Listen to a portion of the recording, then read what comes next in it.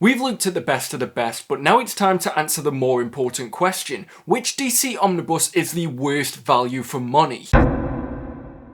Woof woof! Hey guys, it's me Marcus, aka the Mad Dog, and we're back with another video. You know what time it is, so in the immortal words of Michael Buffett, let's get ready to rumble. I'm just praying now that I don't get sued for copyright infringement. But yes, if you haven't seen one of the videos that we've already done, even though we've already covered the best and worst value Marvel omnibuses and the best value for money DC omnibuses, there are 3 rules that go into these lists. Firstly, the only thing that matters is the cover price divided by the page count. And that then gives us the price per page value, which is what we're comparing today. Second rule, no emotions are allowed to be involved in this video. This is purely based on the numbers, so don't feel the need to complain in the comments if your favourite book unfortunately made it into this list. There's nothing I could do about it. Thirdly, I've had to use a wide range of sources such as Forbidden Planet, In-Stock Trades, Penguin Random House, and also My Comic Shop, because some of the page counts that I saw on different websites just didn't make sense, so I had to cross-check a bit. But if some of them are slightly incorrect, just allow it. I don't make enough money that I'm gonna go through each and every DC Omnibus and count it page by page. But if there's no further questions, keep your page counts up, protect your cover price at all times, let's touch gloves and get into it. We're starting this list with a 3-way tie for 25th place, all of which have a price per page value of 13.16 cents. That's because they've all got a cover price of $99.99 and a page count of 760. First up and just over my shoulder here is the 3rd volume of the Batman Nightfall saga, but admittedly I would have been more comfortable if they charged a higher amount if it meant that the spines weren't as ugly. Another threequel that's timed with it is the 3rd volume of the Harley Quinn by Amanda Conner and Jimmy Palmiotti. And rounding out this trio at the bottom of the list is Wonder Woman War of the Gods. Arguably that can be seen as even worse value for money than the other two because a lot of that material is just collected in the George Perez omnibuses. But don't worry, we're going to get to them later on in this list. Then coming in at number 52, we've got the Deathstroke New 52 omnibus. With a cover price of $75 and a page count of 560, this meant that the price per page value is 13.39 cents. That means that if you bought this book at cover price, every single page in that book pretty much cost you 14 cents. Number 21, and the most recent addition into this list because I'm too lazy to update it on a month by month basis, but we've got the New Teen Titans Volume 5. The price per page is 13.44 cents, and this is due to it having a cover price of $99.99 and a page count of 744. We've then got a 2-way tie for 19th place, and both of these books are ones that I really enjoyed. However, facts are facts, and they came in with a price per page value of 13.47 cents. That's due to them both having a cover price of $125 and a page count of 928. And they are the Batman 66 Omnibus and the Wonder Woman by Brian Azzarello and Cliff Chang. But despite how expensive it might be, the New 52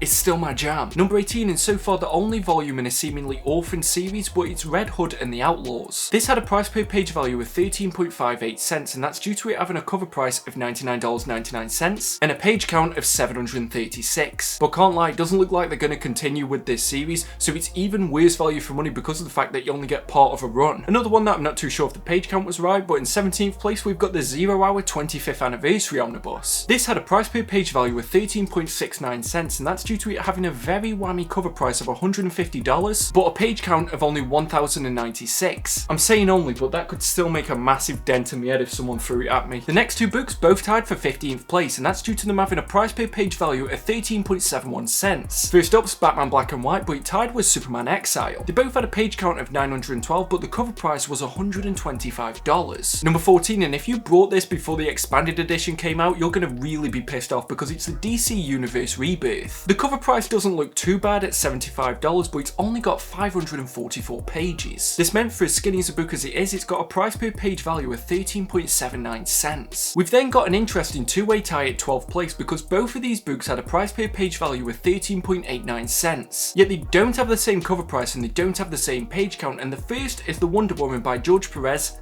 Volume 1. Spoiler alert, this isn't the only book in this series that's going to make it into this list. It had a cover price of $75 but a page count of only 540. Tying with it is a book that had 2 editions because it's the New Teen Titans Volume 3.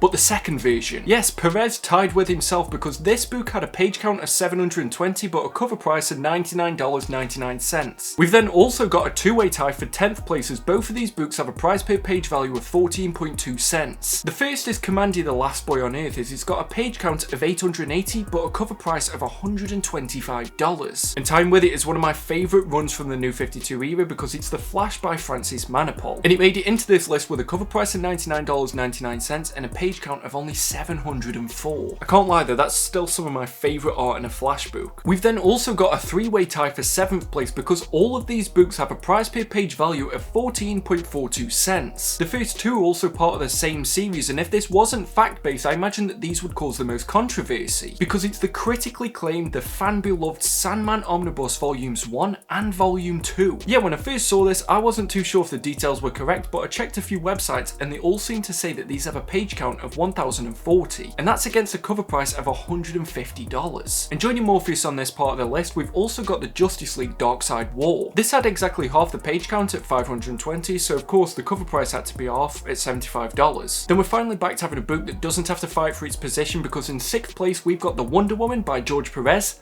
Volume 3. Yes, with a page count of 672 and a cover price that was just shy of $100, this meant that the price per page value was 14.88 cents. And right now you're probably wondering if that Volume 2 from this series has also made it into this list. Well, keep watching. Number 5, in completing this set so that it didn't feel left out, we've got the Sandman Omnibus Volume 3. This is the first book that broke past that 15-cent boundary, and that's because, like its predecessors, it had a cover price of $150, but its page count was only 976. Again, yeah, I checked in a few places because that just didn't sound right to me. But with those figures, it meant that it had a price per page value of 15.36 cents. Number 4, and one that I don't see a lot of people talking about, but it's the Spectre, Wrath of the Spectre. The price per page value takes a bit of a leap here to 15.9 cents, and that's because it's got a cover price of $125 but a page count of only 786. I don't know too much about any kind of restoration work that went into this, because I know that this is one of those older comics. Admittedly, I didn't really look too much into that. This is mainly just about the facts that I've got in front of me. I'm not factoring any kind of production cost into it. And in 3rd place, taking that bronze medal with a price per page value of 16.16 cents,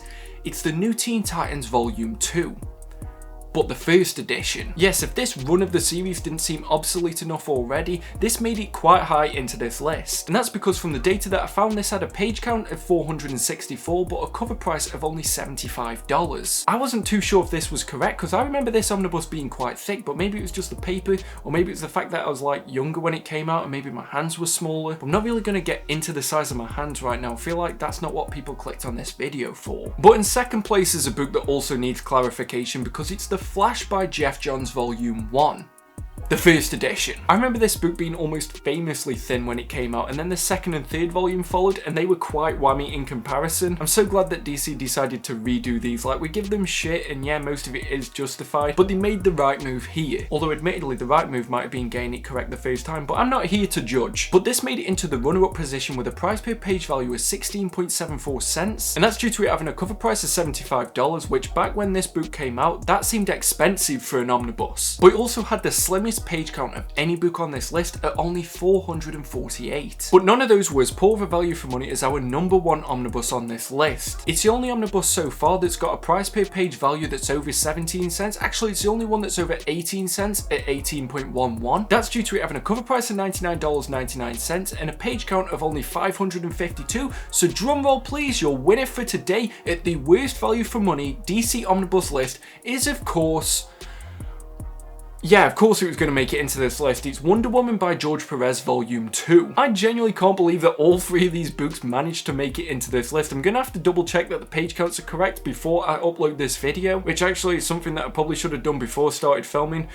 But it's been a long week. Yes, so even if they are the best titles that you ever read, when you compare the data, they are the worst value for money omnibuses that DC have published so far. But like I said at the beginning, as long as you enjoy those books, that's the only thing that matters. Only you can put value into a book. And I'm not one to judge. I've counted it up and I've got 18 out of the 25 that made it into this list. But how many have you got? I'm interested to know, so leave it in the comment section below and we can discuss it further. If you're looking to buy any of these books, why not check out our sponsor, Organic Price Books. They've got great shipping, great customer service, and if you use code WOOF at the checkout, you will get $2 off your first order. There's a link in the description down below, so why not treat yourself to a book and help your boy out. But if you like this video, please give it a thumbs up, and if you didn't, why did you get this far? Subscribe if you're new here and click the bell notification so that you never miss a video, because of course I'm now going to have to do the best and worst value for money DC Absolute editions. So look forward to that one in the future. But check out my links in the description down below. I've also got a tip jar if you do want to support the channel. It is greatly appreciated. Share this video where you can, because I know that these type of topics do interest quite a lot of people. Why not check out one of my other videos? But until next time, just make sure that you stay safe, stay reading the best books that you can find, And stay mad all you dogs. Woof woof! See you at the next video.